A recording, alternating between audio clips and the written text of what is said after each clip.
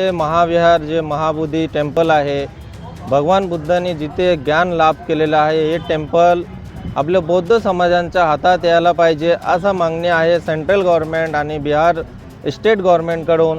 हा आम्ही जे मागणी आहे हा पूर्ण व्हायला पाहिजे।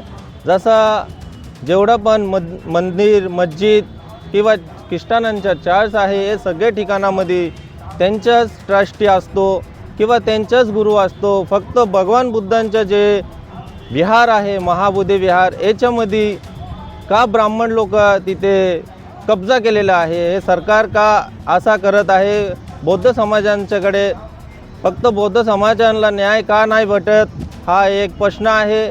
सेंट्रल गव्हर्नमेंटला जे BJPचं जे सरकार आहे आणि बिहारचं जे नितीश कुमारचं जे सरकार आहे, यांना आम्ही असा मागणी करतो की लवकरच लवकर जे 1949ला जे ॲक्ट बनवलेला आहे हा रद्द करून नवीन ॲक्ट करून जे पण सेंट्रल गव्हर्नमेंट आणि स्टेट गव्हर्नमेंट हा दोन्ही गव्हर्नमेंट मिळून हा ॲक्ट रद्द करून लवकरच लवकर बुद्धांच्या हातात हा महाबोधी विहार द्यायला पाहिजे असं आम्ही त्यांना विनंती करतो।